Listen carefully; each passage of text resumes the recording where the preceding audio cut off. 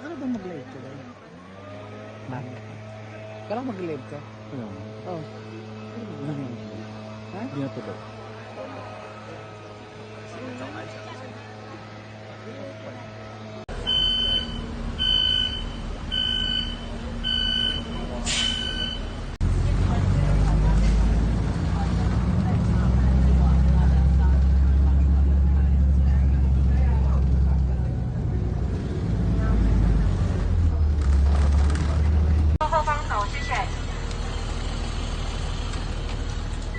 Okay. Ito. Tara na.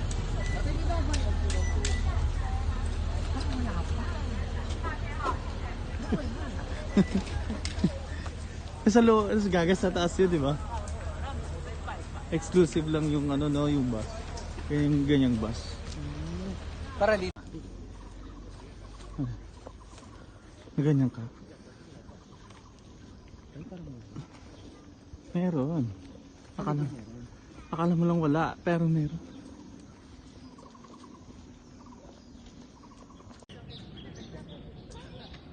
pasa tayo. Bye-bye tayo. Para yung blessing Mamaya. Pagbalik natin. Picture mo silang dalawa. Pwede tayong umakyat dun sa taas.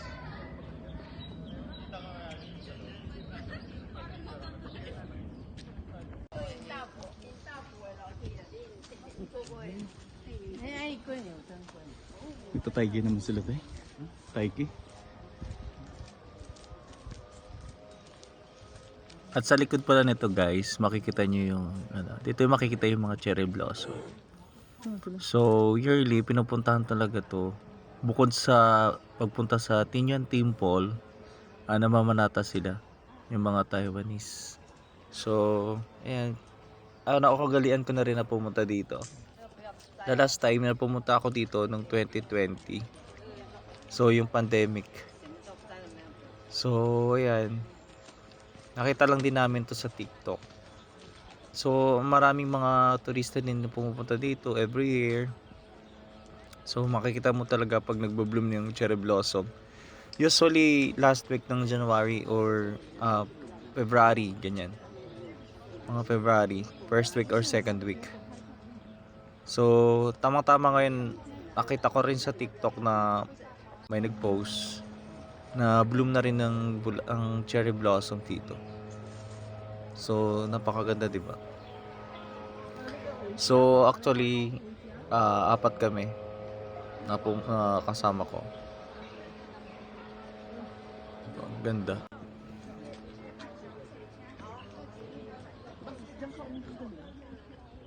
Ayan.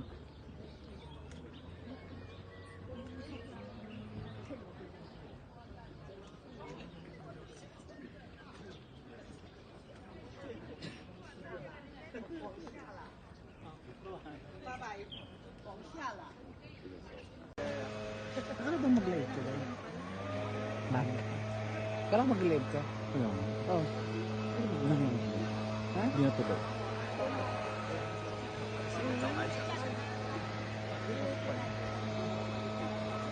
Picture na po. Ayan. So, hindi mawala yung paglakad-lakad ko dyan. Sino ka dyan? Ayan guys. So, kagandahan lang dito pag marami kayo kasi maka perfect pang pa-picture.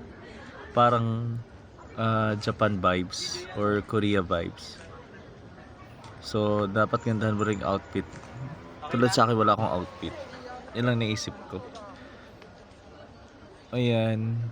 Hindi ko alam kung ano, pero palagas na kasi siya pag pag ganyang siguro mga second week na lang. So, pumunta rin kami ng temple diyan sa taas. Nag-akyat. Pwede ka rin mag-wish diyan. So, ayan. Maraming salamat. God bless po sa ating lahat. Please like and subscribe to my channel. So, pag may time, punta kayo dito guys sa mga taga-Taiwan or sa mga turista sa Pinas. So, ayan po yung Tinian Temple, yung inakita namin. So, pwede kayo mag-wish dyan.